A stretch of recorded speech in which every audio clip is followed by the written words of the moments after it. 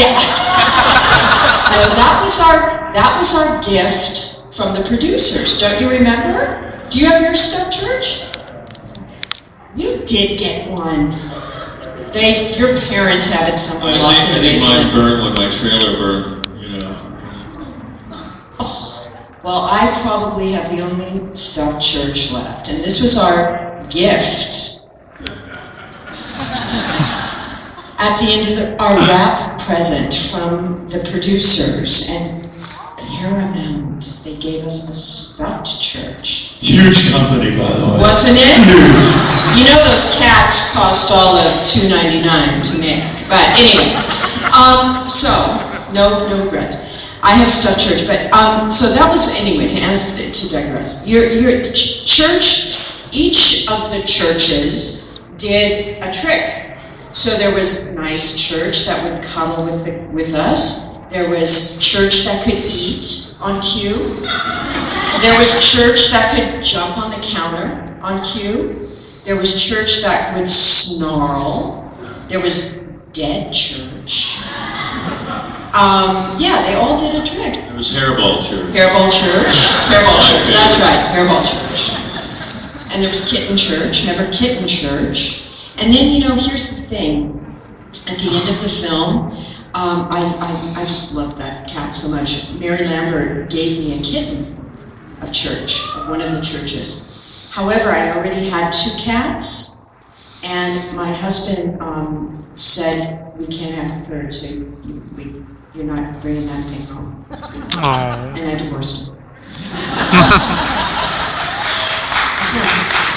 It's the right thing to do. Church is a rock star. As a fan of the book and the movie, was there a conscious decision to kind of tone down some of the more extreme aspects of the book for either Miko's age or for like 80s sensibilities? Like, for example, Miko Gage is described much differently in the book than he is in the movie. Yeah, I guess from what I hear anyways, the gore was supposed to be ramped up a lot more. And I would imagine, you know, the rating system in the 80s would have not allowed for that. And I don't know, maybe you guys remember more specifically how, if they did a makeup test or anything, how well I responded to it. I think it would have been cool. Now, looking back, like, that'd be awesome, gore it up. But yeah, I would imagine at the time, I know, just from what I've heard of like other movies like Chainsaw Massacre, like if you watch the unedited director's cut, it's awesome. You watch what was released, it's just they were super strict back then. So I think that probably did play a large part. It seems like if the movie was made maybe in the early 80s or in the 70s, it would have been like up to the Exorcist levels of disturbing. Yeah, I don't know. Do you guys remember anything in particular on that? Your character in particular is kind of like a cross between a zombie and Linda Blair from The Exorcist in the book. Nice.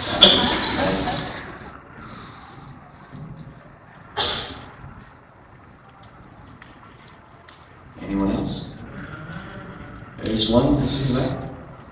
How was the experience of working with a female director, you know, Mary Lambert? Was there any differences between that and then working with male directors on other films or TV shows? Wow, you know, Mary and I never envisioned a male-female element to it. You know, I first met Mary Lambert when she was right out of art school. She originally was a painter. She went to Rhode Island, RISD, and she came to LA, and she started directing music videos in the heyday of MTV. So she ended up directing all of Madonna's videos, her very first music video, and kind of her famous ones, and went on to direct all kinds of, you know, different major artists. So I met Mary when she was directing a Tom Tom Club video.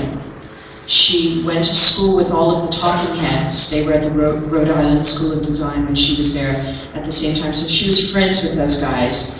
And when Tina Weymouth and Chris Franz from the Talking Heads formed the Tom Tom Club, they wanted to make a music video and asked Mary to shoot it. And Judd Nelson and I, the actor Judd Nelson and I, appeared in this music video. We were both starting acting around that time. So Mary and I got to know each other, and it was a very visual, very beautiful music video. And MTV was the first year of MTV, so all of this was all happening very, very new. And I just got her she had this renegade spirit, you know, always back then. And there weren't a lot of female, you know, and there still aren't a lot of female directors working. You know, it's just extraordinary. There's, you know, I think the Motion Picture Academy took a poll or something recently. I mean, maybe there's something like 2%, 3% of films were directed by females, you know, on average. So it's really, you know, just bad in that way. So in that regard, I think it's exciting to have a woman come in to a boys' game and take charge.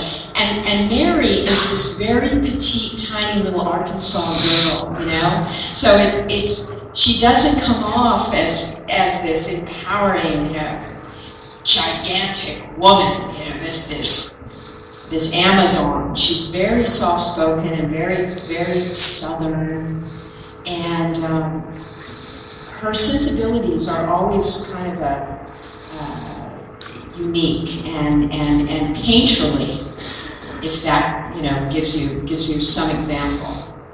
But that's in terms of actual working a set, controlling a set, getting the shots, getting your day, having dialogue with your actors and your crew. No difference. No difference.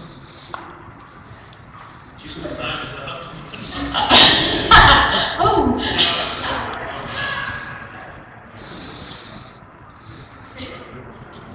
Yeah, if there's like one more question, is that it? One more? I haven't seen part 2 all the way through. I've heard mixed things from people about it. I think it's kind of within the same universe, but it's a completely different story, so I wouldn't really personally compare them directly. I haven't seen the second one either, and my favorites, the picnic scenes. I love it because it was just such a perfect main day. I mean, remember that sky, how blue it was? I mean, it was unbelievable. It was so picturesque and perfect. So for it to go way wrong, I mean, it set it up so beautifully, you know. And I got to do that big screen that day, and that was fun because I had lunch right after that. So, and also the house burned down that night. That was cool. Because I had to walk around and not get burned up. And, so yeah, those are my 2 favorites. That was crazy. I mean, I wasn't working that day when the house was set on fire, but I came to see it because it was, you know. That was carrying you, wasn't it? Well, supposedly, yeah. But I remember Mary and some of the crew just saying, "Man, we may blow up this town. We've got enough ammo and you know, explosives in this house that we may literally we're going to blow up Ellsworth, Maine."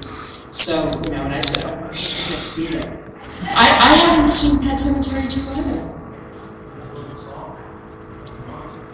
By the Ramones, yeah, of course, man. The Ramones, how cool is that?